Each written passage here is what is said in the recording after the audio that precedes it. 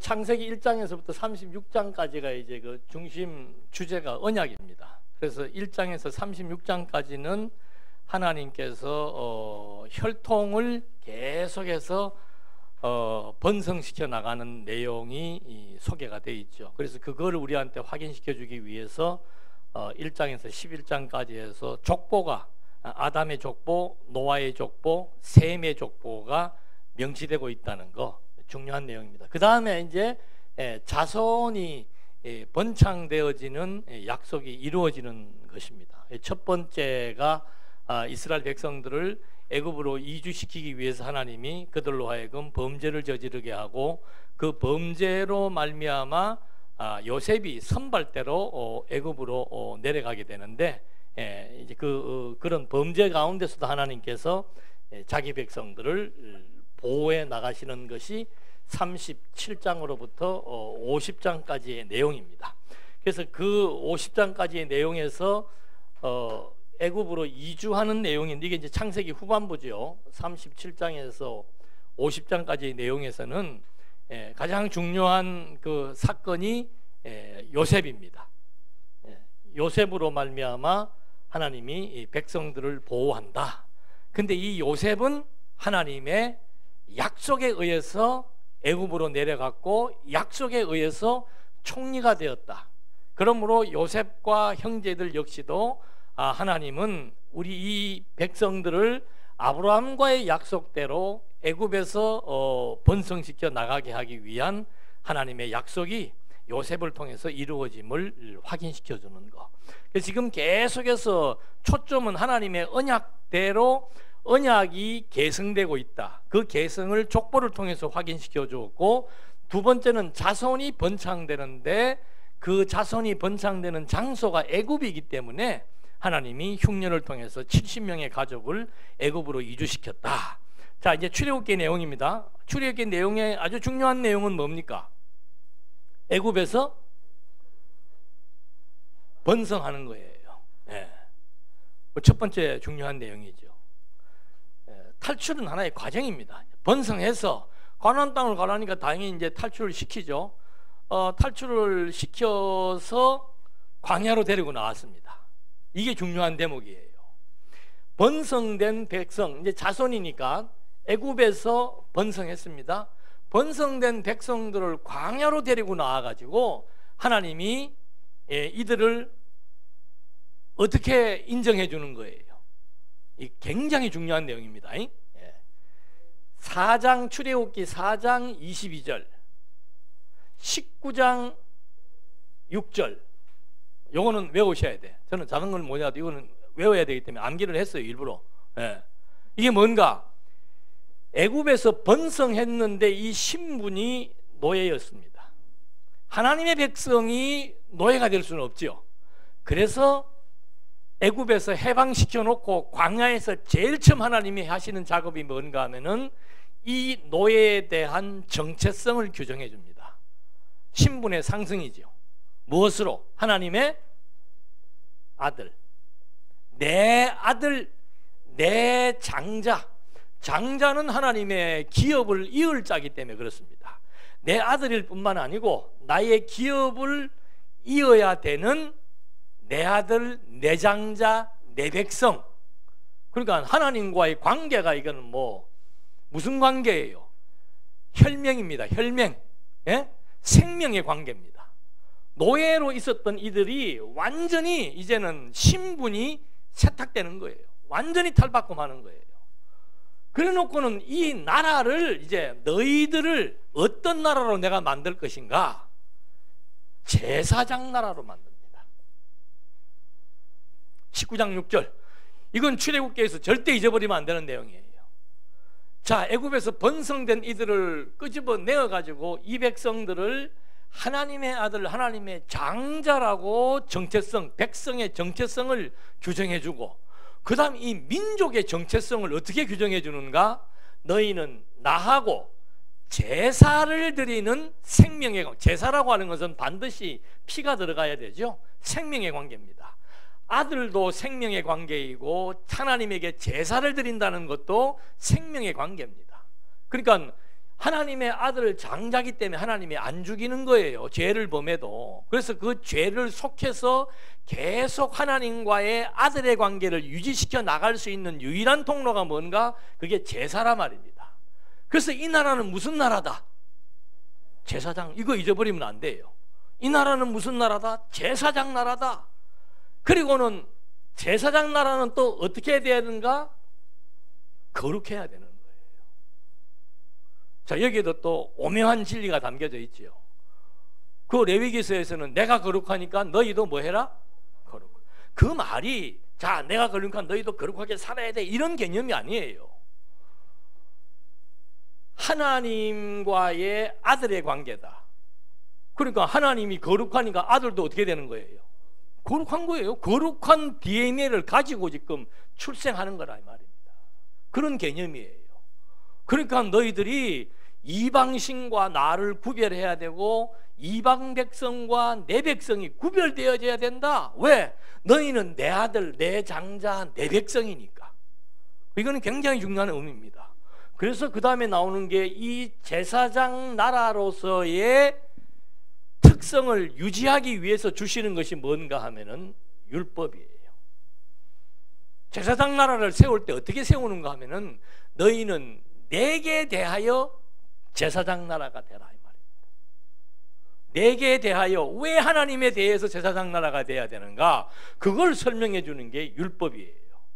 율법의 제일 계명이 뭡니까? 나 외에는. 그래서 내가 그때 한번 오후 시간에 했죠. 나만 뭐다? 한동안 나는 가수다는 거 나온 것처럼, 여기는 나만 신이다. 나만 신이다. 그리고 그 나 외에 다른 신을 섬기지 말라고 한 그 바로 옆에 붙어서 나오는 게 뭐예요? 우상을 섬기지 마라. 왜 그런 거예요? 너희는 내 아들, 내 장자니까. 그래서 나하고 생명의 관계에 있기 때문에 나에게 제사를 드려야 되는 그런 민족이기 때문에 절대로 나 외에 다른 신을 섬겨서도 안 되고, 더더군다나 우상을 섬긴다는 것은 있을 수가 없는 일이다. 그거를 알려주는 것이 율법이에요. 그리고는 그 율법을 시행할 제사를 시행할 장소가 성전이에요. 그래서 출애굽기에 보면은 율법, 제사장 나라를 규정해주고 율법을 주시고 성막을 제조할 수 있는 방법을 주시고, 그 다음에 나오는 게 뭐예요? 레위기잖아. 레위기의 주제가 뭐예요? 왜 레위기 주제예요? 레위기가 왜 나오는 겁니까? 율법을 통해서 나만 신임을 알려주었고 거룩한 관계에 있기 때문에 성막을 지어서 성막 안에서 거룩을 날마다 집행해 나갈 수 있는 규례, 의식을 주는 거라 이 말입니다. 그러니까 뭐 창세기는 뭐고 출애굽기는 뭐고 레위기는 이렇게 따로따로 주제가 형성되어 있는 게 아니고 이게 맥락적으로 다 연결이 되어 있다 이 말이에요. 그러니까 이 자손에서 제일 중요한 것은 뭔가 하면은 노예를 어떻게 규정해 주었는가, 이 민족을 어떤 민족으로 규정해 주었는가, 이건 이제 굉장히 중요한 부분입니다. 그래서 유대인들이 늘 성전에서 제사 드리는 게 그 민족의 특성이에요. 다른 민족하고는 다릅니다. 하나님이 지정해둔 장소에서 늘 제사를 드리며 살아야 되는 이유가 뭔가?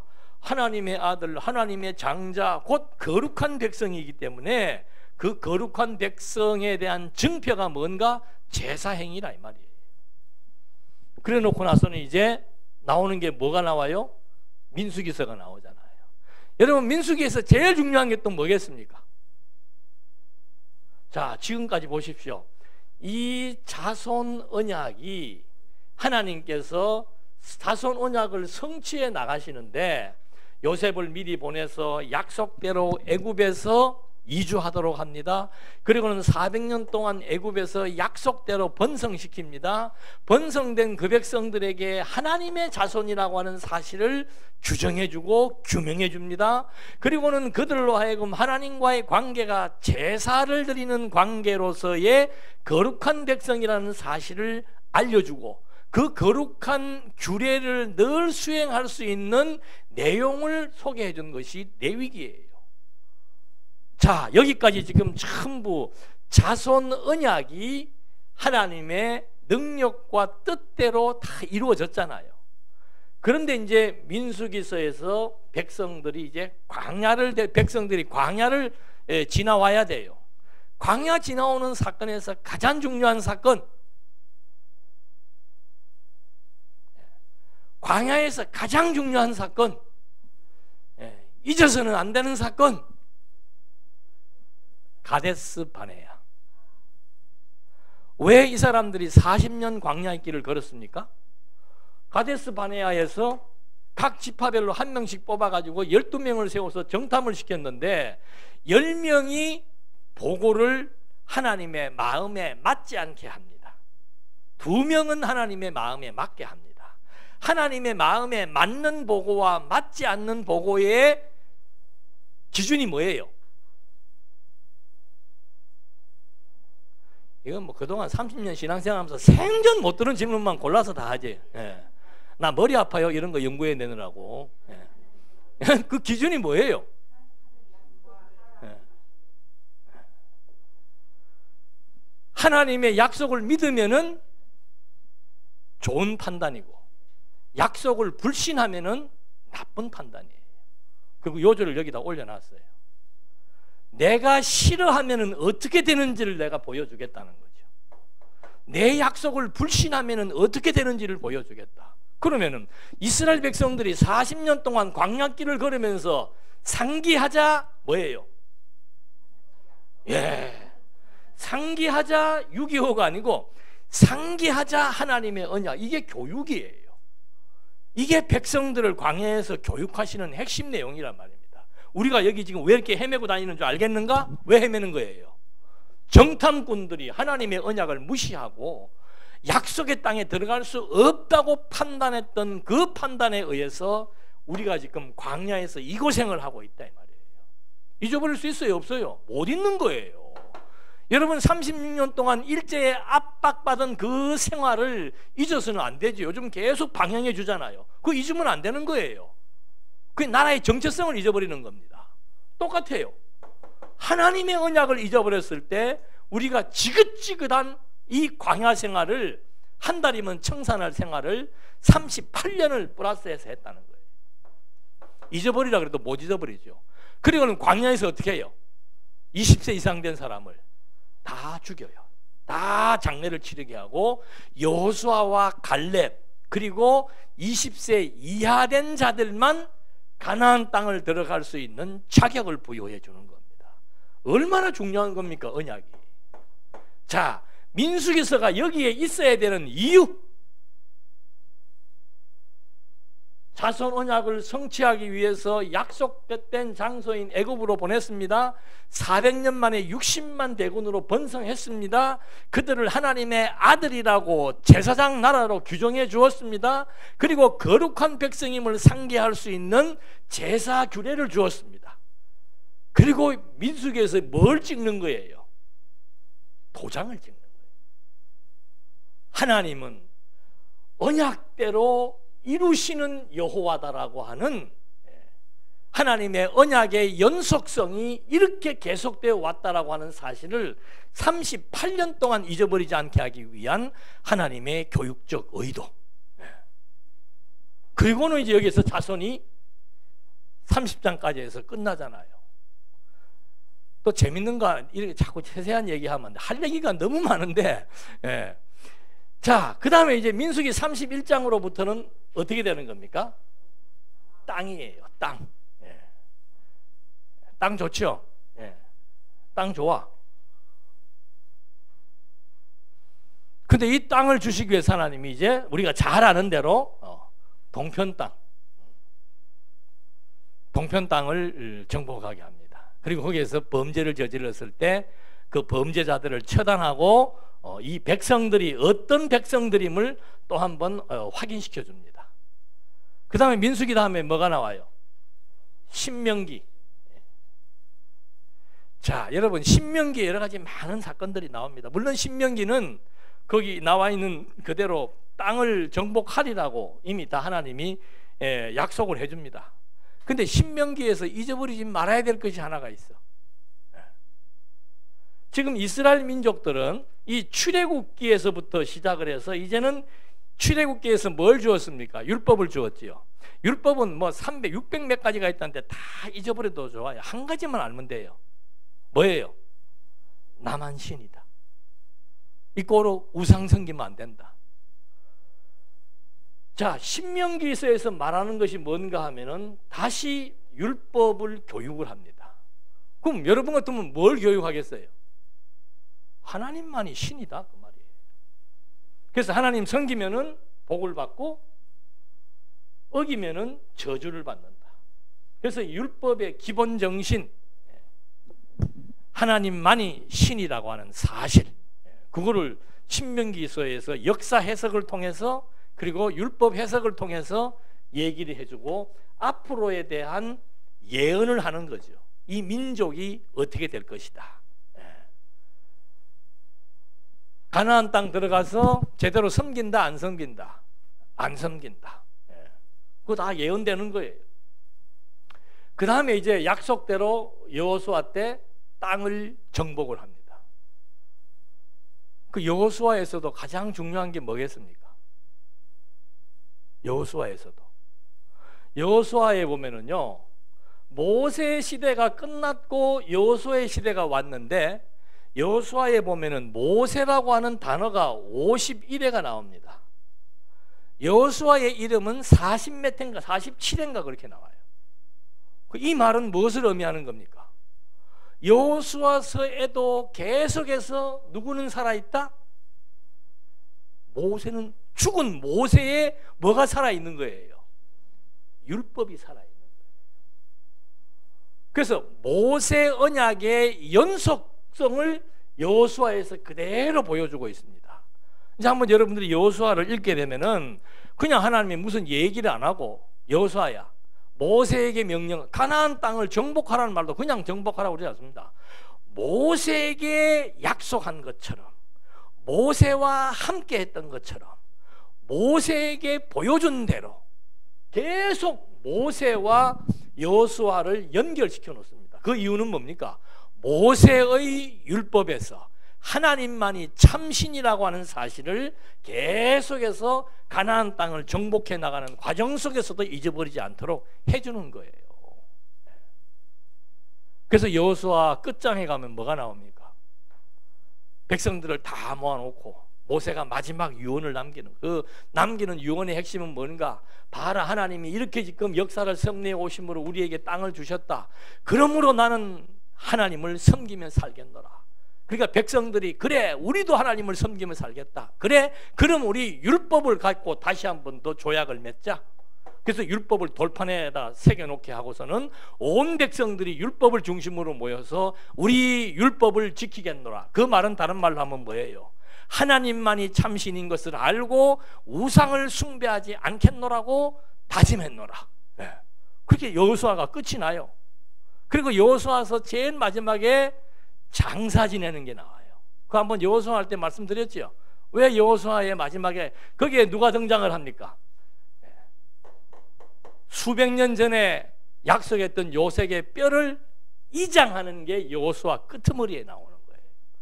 여호수아가 죽으니까 여호수아가 속해 있던 지파에 여호수아를 묻습니다. 요셉의 뼈는 에브라임, 요셉의 두 아들이 에브라임 므낫세잖아요. 에브라임이 북이스라엘을 대표하는 큰 강성한 지파예요.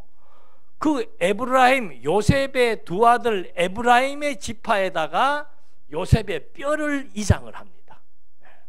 그러니까 장례를 지낸다는 것은 뭔가 하면은 무덤이 있다, 내 선산이 있다라고 하는 것은 이 땅이 우리 땅임을 말해주는 거예요.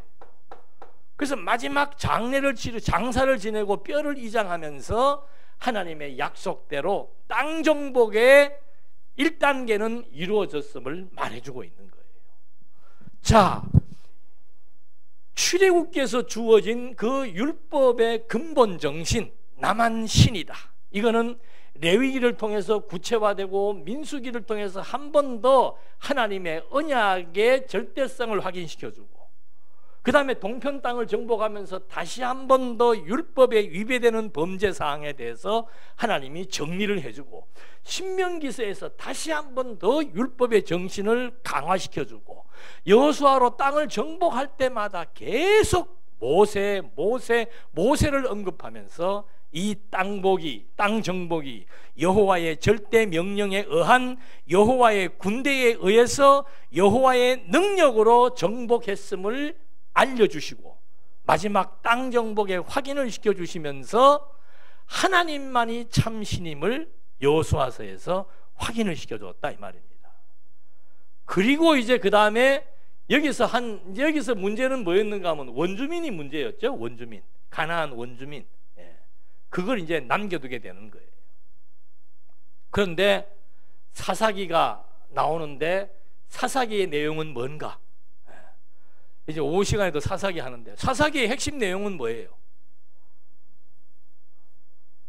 왕이 없어. 그전에는 계속 범죄자들이잖아요.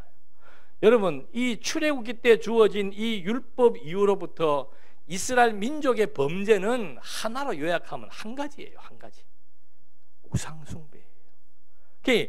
그 간음이라고 하는 것이, 음행이라는 게 우상숭배에서의 의식으로 음행이 나오는 거예요.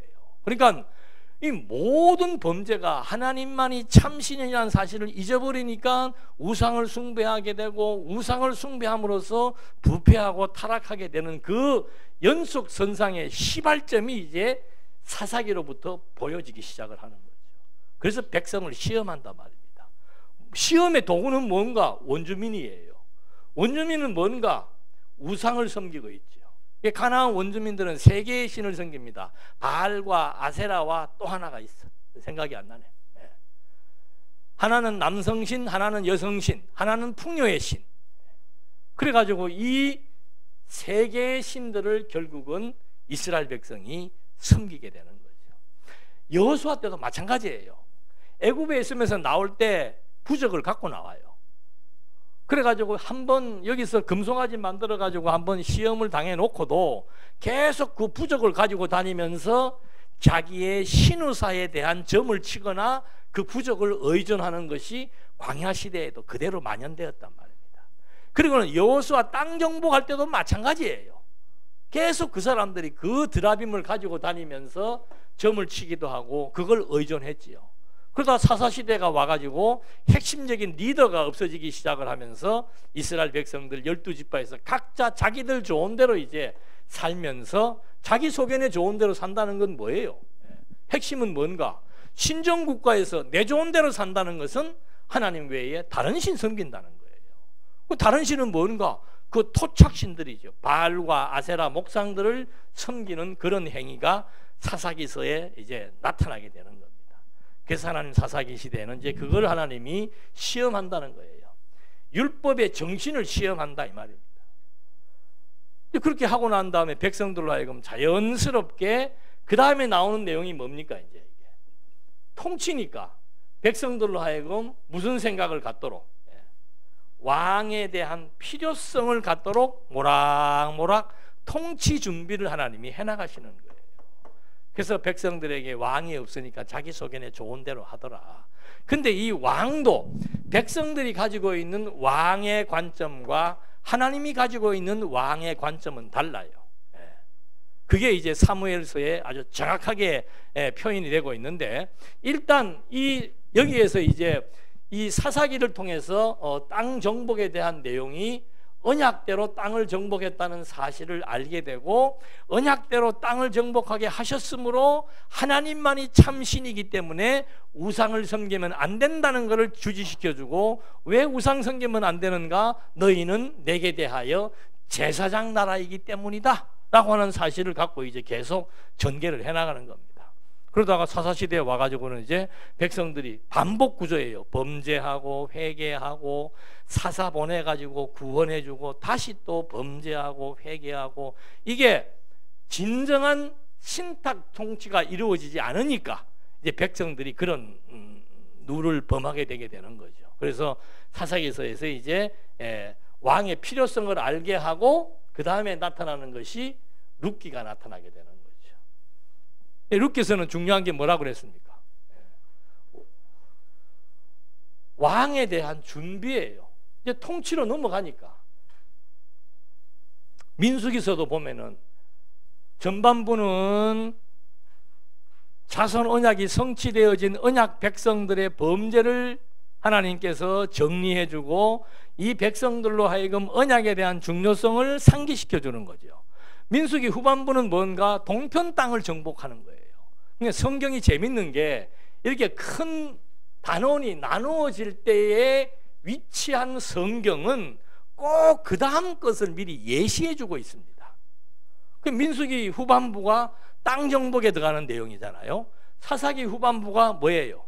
왕의 필요성을 지금 실감하게 해줬단 말입니다. 그러고는 룻기서로 넘어와 가지고는 룻기서에서 우리 집을 베레스의 집과 같이 유다 지파의 혈통을 잇게 해달라는 약속을 강구하는 내용이 나오죠. 그래서 룻기 4장에 가면은 또 뭐가 나와요? 이제는 유다의 족보가 나오는 거예요.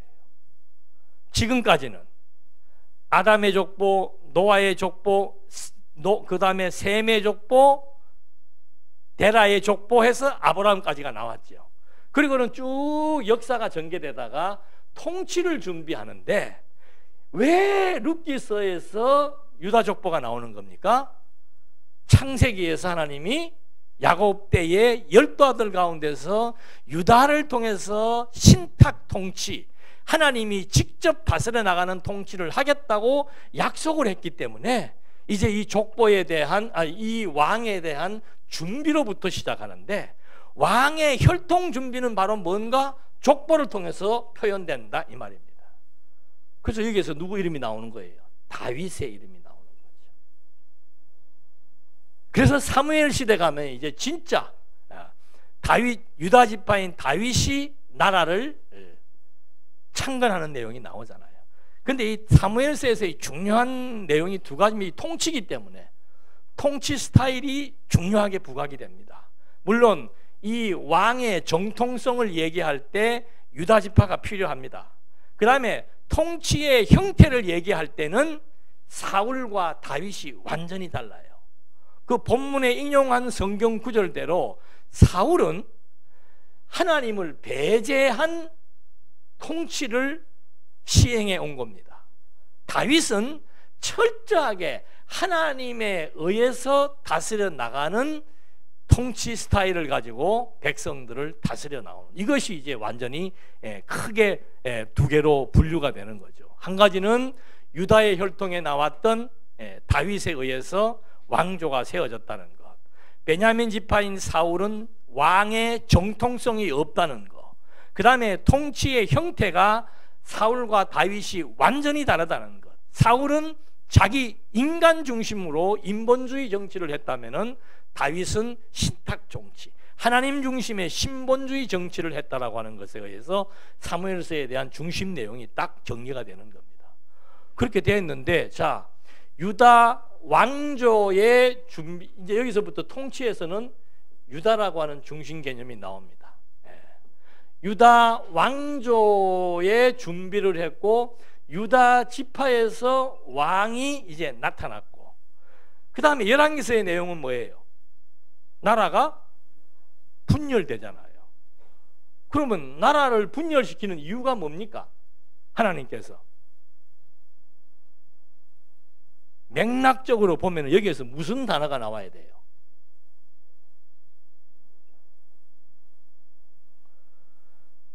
유다 지파를 준비합니다. 유다 지파를 세웁니다. 유다 지파를 뭐 하는 거예요? 보존하는 거죠. 표면적으로는 이탈 왕조라고 나와 있습니다만은 내용적으로는 유다 지파의 보존이에요. 유다 지파 왕조에 대한 준비, 유다 지파에 대한 등극, 유다 지파에 대한 보존, 그리고 역대기서의 내용은 뭡니까 이제?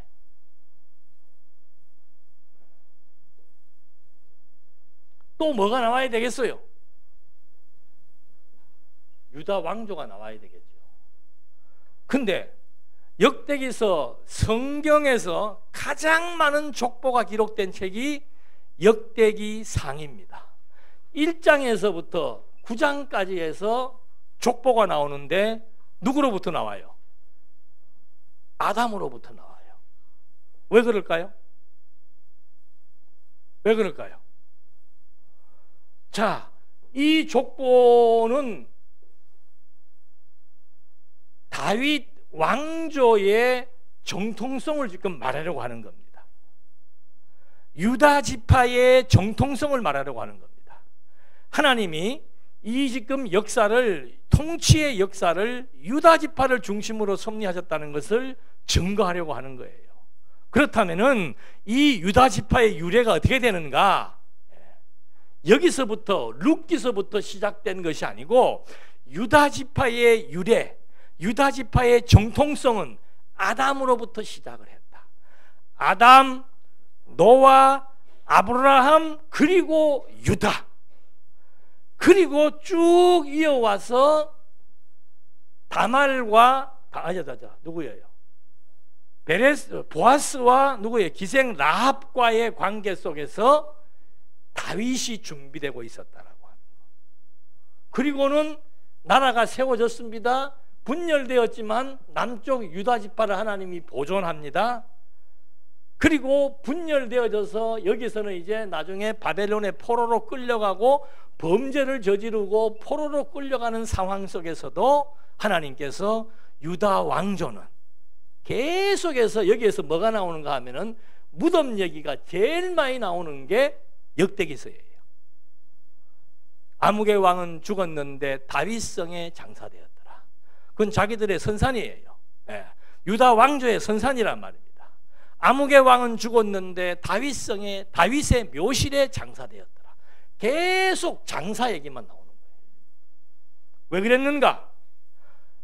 남북이 범죄했을 때 유다 지파를 보존했고, 남쪽의 범죄와 남쪽의 포로 생활에도 불구하고 이 유다 왕조는 하나님께서 계속해서 뭐 시킨다? 계승시켜 나간다는 거죠. 여러분, 족보가 왜 중요한지 알겠죠? 아담, 노아, 아브라함으로 쭉 연결되어 가지고 룻기서에서 나오는 족보, 그리고 역대기에서 나오는 족보, 이건 역대기서, 여기서 시작된 역대기서가 저기 아담으로부터 시작해서 언약대로 하나님이 섭리해 오신 이스라엘 역사 전반을 통해서 하나님은 유다를 중심으로 섭리해 오셨다는 통치의 핵심이 유다에 있다는 사실을 증거해 주는 거예요. 그래서 역대기가 끝날 때쯤 되면 이제 포로로 잡혀가는 얘기가 나오고 예레미야의 예언 얘기가 나오는 거예요. 그리고는 회복되는 얘기도 나오죠. 역대기 다음에 뭐예요? 에스라, 느헤미야, 에스더가 나오죠. 요거는 이제 회복기에 나오는 내용들이에요. 바벨론 포로 생활을 하는 것이 이제 선지서에 많이 나오는데 회복기에 등장을 하는데, 에스라서가 뭐가 나와요? 에스라서의 내용이 뭡니까? 왜 성전을 회복시켜 주는 거예요? 이스라엘 나라가 망할 때 뭐가 무너집니까? 성전이 무너져요. 이스라엘이 회복될 때 성전이 회복됩니다. 왜 그럴까요? 올라가야 돼. 그렇죠.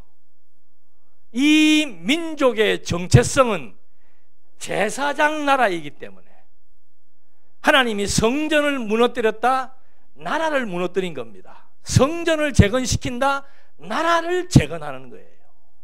어떤 사람들은 이 지금 이스라엘 나라가 회복이 안 됐대요, 역사적으로.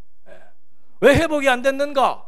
왕이 지금 나타나지 않았고, 유다 지파에서 왕이 나타나지 않았고, 그 다음에 뭐 나라가 회복되어졌다는 말은 없지 않느냐? 성전을 회복시켰지 나라 회복시키지 않았지 않느냐? 이런 소리를 하면서 3대 언약 중에서 2개는 이루어졌지만 세 번째 통치 언약은 바로 그리스도 때에 가서 이루어진다, 이런 어처구니 없는 얘기를 하더라 말이에요. 아니에요. 그건 완전히 틀린 얘기입니다.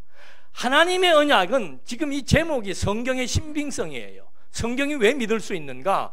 하나님이 미리 약속해 놓고는 약속대로 이렇게 역사적으로 이루어진 사실, 그래서 성경이 믿을 만한 거예요. 근데 마지막에 통치에 있어서 바벨론의 포로 이후로부터는 왕국이 재건되지 않았다라고 말한다면은 성경도 믿을 수 없을 뿐만이 아니고 성경을 기록하게 한 하나님도 확실히는 믿을 수 없게 돼버리는 거예요. 근데 그렇지 않습니다. 여기에 놀라운 비밀이 들어있는 거죠. 첫째, 성전은 나라를 의미하는 것이다. 흥분했어.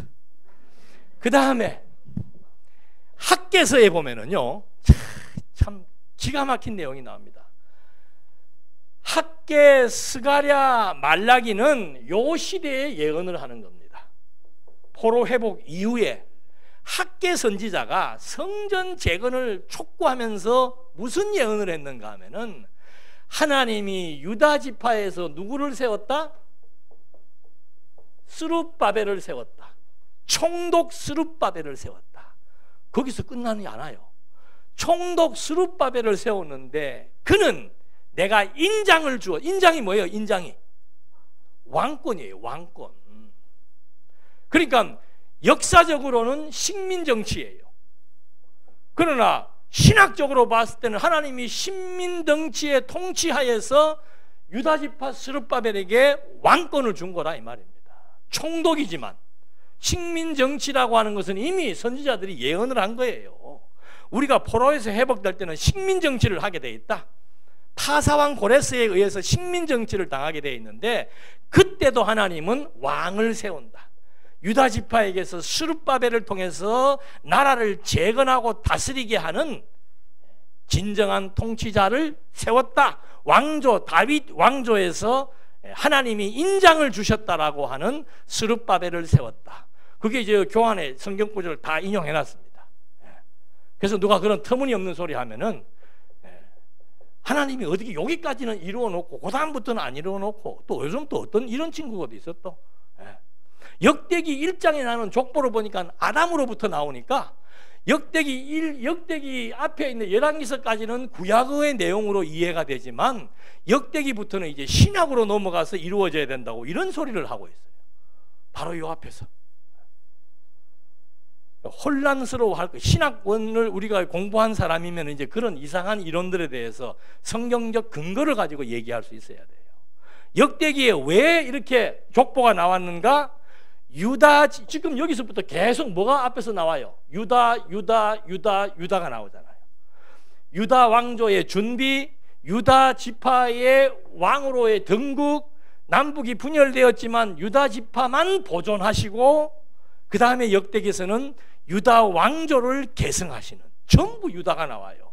그 왕조, 유다 왕조의 계승 내용이 역대기 10장으로부터 나오는데 그 유다 왕조의 정통성은 아담으로부터 시작해서 역사적으로 우리에게 하나님이 약속하신 진정한 왕조다. 그걸 말해주고 있는 거죠.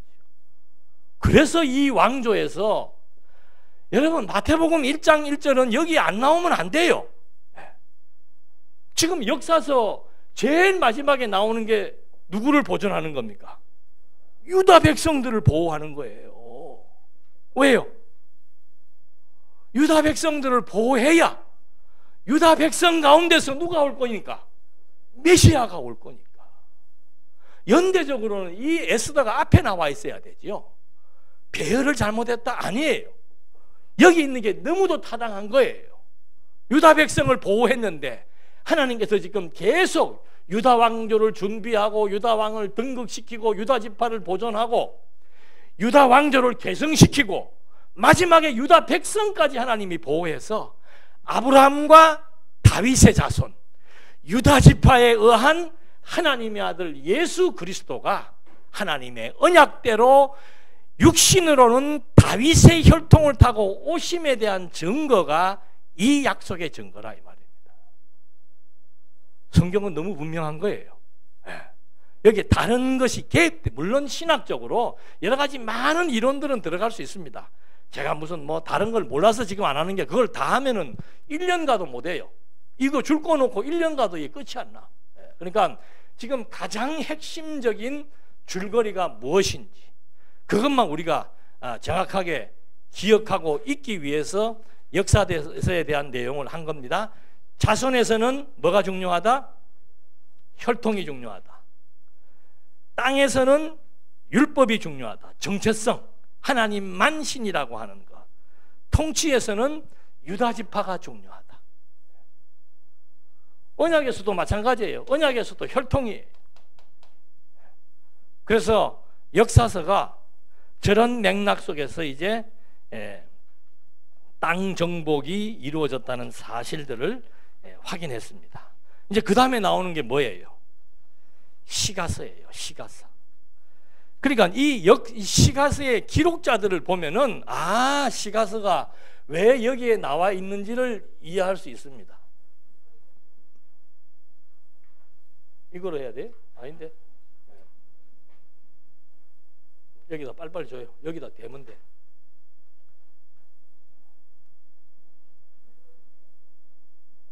아니 그냥 거기다 그 수건을 이를 주세요. 제가 알아서 할게. 이래 하면 되죠.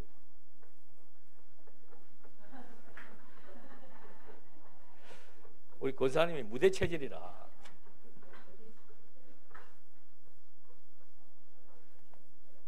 아이고 이렇게 인건비도 안 나와가지고 이거 되겠나?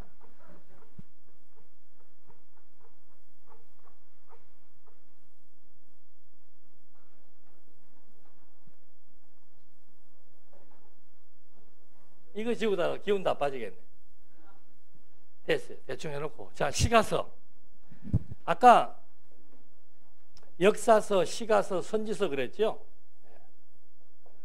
요 기록자들이 보면, 시를 쓴 요 기록자들이 보면은 모세, 다윗, 솔로몬, 그 다음에 뭐 성가대원들, 아삽, 위시에서 몇 명 있죠.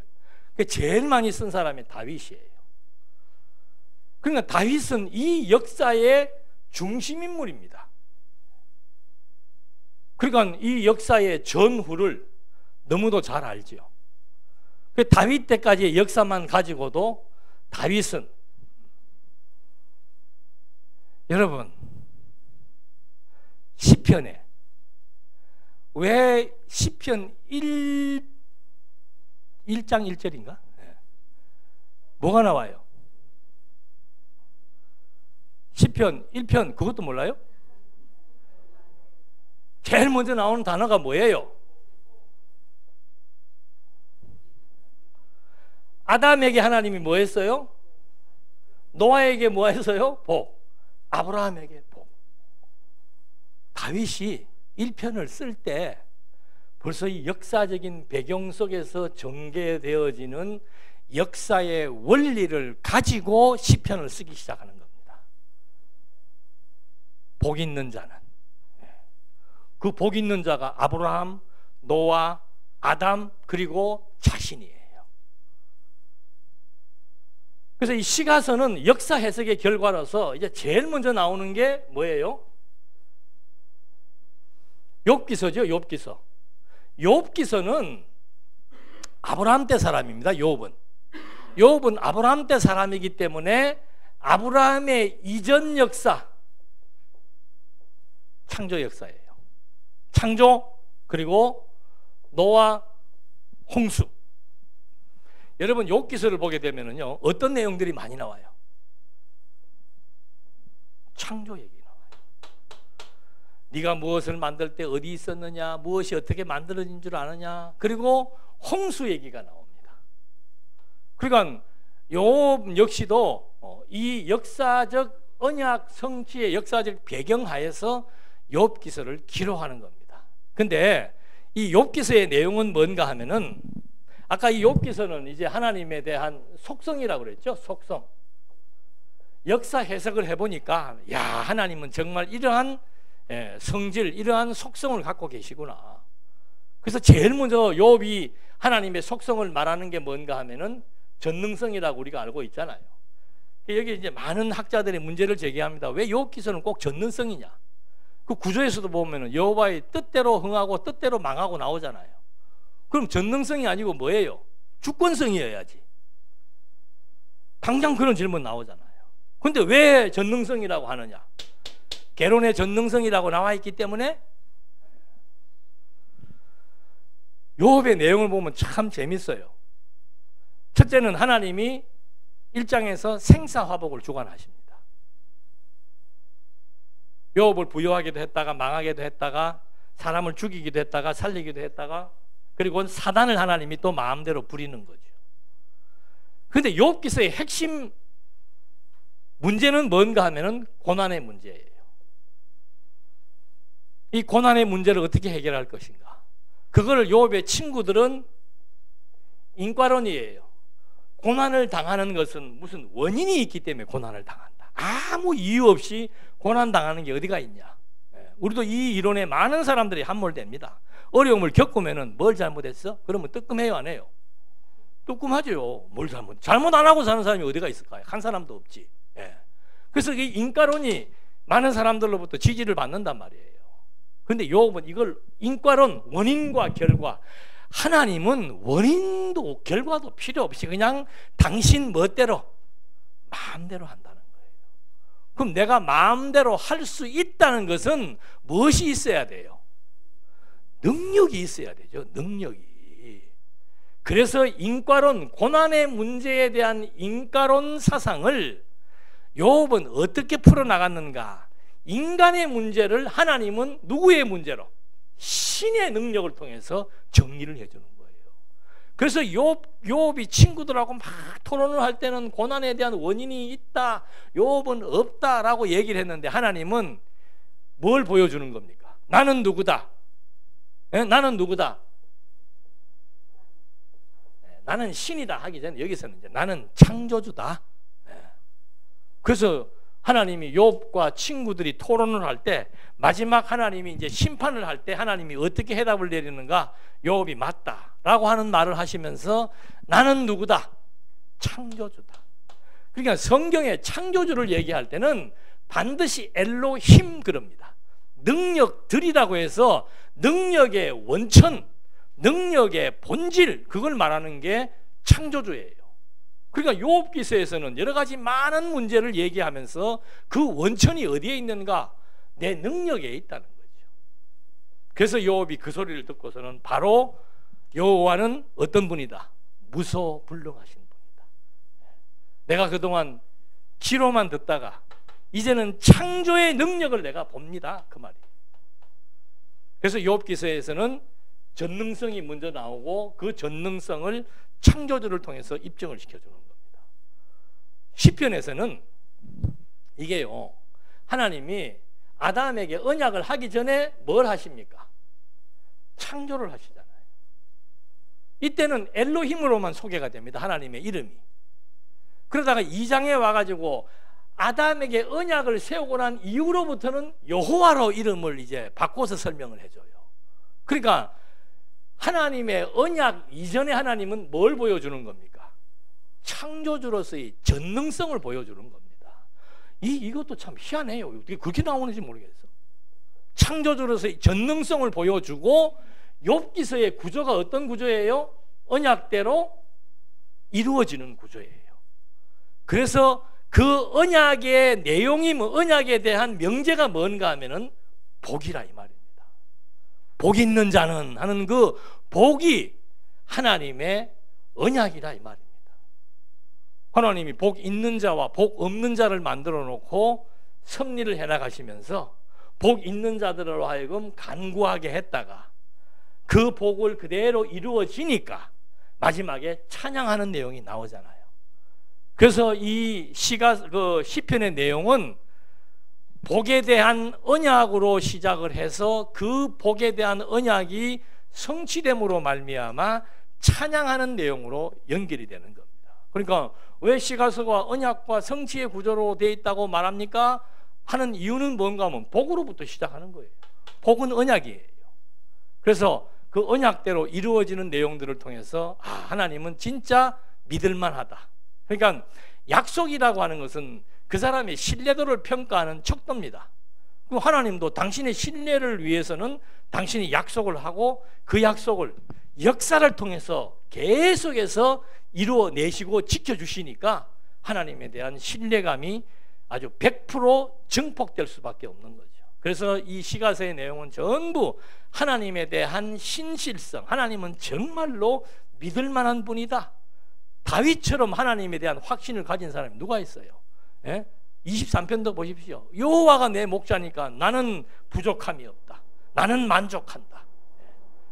그 인생을 지금 다윗의 인생을 하나님이 약속대로 이끌어왔다는 거 아니에요. 다윗도 요셉도 약속대로 이끌어왔지만 다윗도 하나님이 지명하면서 하나님이 다윗에게 내 왕위가 영원하고 내 왕조가 영원할 것이고 나라가 영원할 것이라고 약속해 줬는데 그 약속대로 다윗에게 많은 대적들이 있었지만은 그 대적들을 하나님이 다 정리를 해주시고 결국은 그 왕조가 그대로 보존되는 것을 자기 눈으로 보고 또 지명했던 솔로몬이 왕위에 등극되는 이런 역사들이 결국은 하나님의 신실성을 노래한다고 얘기하는 거죠. 그 다음에 이제 잠언서는 솔로몬이 기록을 하는 겁니다. 솔로몬이, 다윗 이후의 솔로몬이. 잠언서는 뭔가 하면은 나라를 다스리는 통치 형태를 말해주고 있는 거예요. 주권성, 예? 하나님이 나라를 어떻게 다스려 나가시는가. 그러니까 대조되는 것이 인간의 정권과 하나님의 통치권이에요. 솔로몬이 봤잖아요. 아버지 다윗 때 다윗을 반영했던 압살롬도 보았고 사울도 보았고, 그래서 시편이 끝났어요. 같이 이제 잠언이 잠언. 그래서 그 나라를 다스리는 원천이 하나님의 지혜, 지식, 명철에 있음을 말해주고 있는 거. 그 다음에 전도서는 뭔가? 전도서는 가치의 문제예요. 헛된 것과, 그러니까 세속적 가치, 신령적 가치. 세속적 가치는 헛되다. 왜? 다 끝이 있으니까. 전도서는 일의 결국을 다 들어보니까 하나님을 경외하는 그것이 신령한 가치로서 영원한 것이고, 세속을 추구하는 그것은 전부 끝이 있다. 그래서 이것은 헛된 것이다. 그래서 초반부에 그 허무에 대한 얘기가 많이 나오잖아요. 그 허무에 대한 이야기는 뭔가? 헛된 것을 알게 해주는 거예요. 그 다음에 중반 이후로부터는 참된 가치가 무엇인가, 그에 대한 설명이 이제 전도서가 나오죠. 그래서 전도서는 가치에 대한 문제를 통해서 신령한 초월적 가치가 영원한 것임을 말해주고 있고, 그 전도서에서 말하는 영혼이라고 하는 것은 오래 간다는 그런 뜻이지 하나님의 본질적인 속성인 영원성을 의미한다고는 볼 수 없는 겁니다. 이 하나님의 본성은 영원성이에요. 그래서 이 영원성이 이 하위 범주에 들어가서는 안 되죠. 여기서 말하는 그 영혼은 가치의 문제를 가지고 얘기하는 겁니다. 신령한 가치는 정말 참된 가치로서 영원하고, 구약에서 말하는 영혼은 오래 지속된다는 그런 의미를 담고 있습니다. 그러나 이제 그 요한복음이 말하는 그 영혼의 개념, 바울이 말하는 영혼 개념은 이제 본질적인 개념을 가지고 설명하고 있고, 어쨌든 간에 하여튼 그렇게 전도서가 하나님의 속성 가운데서 이건 역시도 결국은 솔로몬이 자기가 살아왔던 그 자기 삶의 방탕한 삶의 결과를 통해서 깨달은 내용이죠. 그 다음에 아가서는 뭔가? 아가서는 딴 거 없습니다. 아가서 역시도 솔로몬이 그거를 시적으로 표현을 했는데, 신부를 신랑이 일방적으로 사랑하잖아요. 그리고 끝까지 사랑하잖아요. 그리고 신랑의 사랑이 변함이 없잖아요. 그게 하나님이 자기를 향한, 하나님이 솔로몬을 선택하고 지명해서 왕으로 삼았지요. 솔로몬이 범죄를 저질러도 하나님이 끝까지 솔로몬과 함께 해주지요. 솔로몬 살아생전에 왕위가 무너지지 않도록 하나님이 끝까지 사랑해 주시는 하나님의 사랑을, 솔로몬에 대한 하나님의 사랑을 솔로몬이 시적으로 술람미 여인을 등장시켜서 쓴 것이 아가서의 내용이에요. 그 사랑은 바로 그리스도, 그러니까 이 구약의 역사서는 나라에 대한 언약이라고 그랬습니다. 이 나라에 대한 언약은 장차 오실 그리스도를 통해서 세우실 하나님 나라인 교회에 대한 언약이에요. 그러니까 신약의 구조가 전부 이제 교회론으로 나가고 예수님도 교회 세우겠다고 선언하잖아요. 그래서 신약이 교회론 중심으로 나가는 이유는 뭔가? 바로 구약에서 약속한 나라가 신약에서는 하나님의 나라 형식인 교회를 통해서 우리에게 보여주는 것. 그래서 예수님이 성경대로 죽고 부활하사 당신이 교회의 기초가 되고 당신의 기초 위에다가 교회를 세우겠다고 약속을 했고, 그 교회가 이제 마지막 다시 강림하셔서 하늘의 교회로 말미암아 이렇게 새롭게 변화되어지는 역사까지 전개되어지고, 이 속성은 그리스도께서 이 땅 위에 오셔서 하나님의 아들이심을 입증하기 위한 속성들이에요. 그러니까 예수님이 당신이 전능하다는 걸 보여주기 위해서 물 위로 걷고 죽음에서 부활하고, 또 구약의 약속을 이루시기 위해서 마지막 가서 내가 다 이루었다고 얘기하고, 그 약속을 이루심으로 말미암아 당신에 대한 성실함, 신실함을 보여준 것이고, 당신이야말로 우주와 만물을 통치하시는 만왕의 왕으로서의 통치자이시고, 당신이야말로 신령한 하나님 나라에 대한 가치를 실제적으로 완성하신 진정한 하나님의 아들.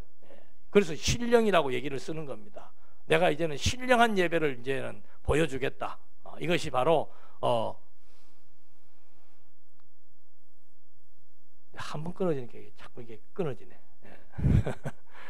그 신령한 나라에 대한 약속이고, 그 마지막에 나온 그 절대적인 사랑, 그것은 그리스도가 이루실 하나님 사랑, 이웃 사랑에 대한 약속이고, 그래서 예수님도 오셔가지고 본인이 구약에서 노래한, 찬양으로 노래한 하나님의 속성을 그대로 다 증거해 주심으로써 내가 하나님의 아들이다, 그리고 그리스도이시다라고 하는 사실을 입증해 준 겁니다. 이제 다음 시간에는 아마 선지서가 이거 중요하기 때문에 다음으로 넘어가는 것 같아요. 다음 시간에는 선지서하고 이제 신약의 체계하고 같이 연결해서 마치도록 그렇게 하겠습니다. 기도하시겠습니다. 은혜와 사랑이 풍성하신 하나님 아버지, 저희들에게 하나님의 허락하신 시간에 따라서 우리가 깨달아야 될 내용들 다시 한번 확인시켜 주시고, 또 하나님이 알게 해주심을 감사드립니다. 이 땅에 살면서 하나님의 존재를 확증하는 일만큼 가치로운 일은 없기에 오늘 우리에게 주어진 시간들, 우리의 인생들을 통해서 하나님에 대한 확증과 더불어 하나님 경외하는 아름다운 삶이 이루어지기를 예수님의 이름으로 기도드립니다. 아멘.